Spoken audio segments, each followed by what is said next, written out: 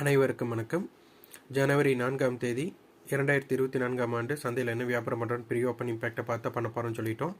Bajaj finance சாம்பல் fertiliser தான் இருந்ததுக்காட்டி நம்ம அதை ஆட் பண்ணிட்டோம். ஆனால் இன்றைக்கி நான் தவறு பண்ணிட்டேன்.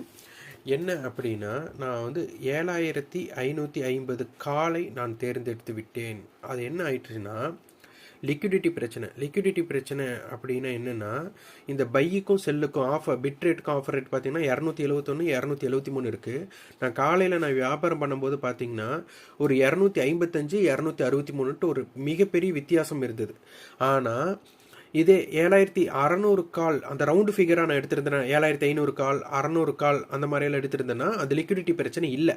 அப்போது எனக்கு கொஞ்சம் நல்ல லாபம் கிடைக்க வேண்டியது இங்கே ஒரு தவறாக மாறிவிட்டது. வெளியில் வரக்க கொஞ்சம் சிரமமாயிருச்சு.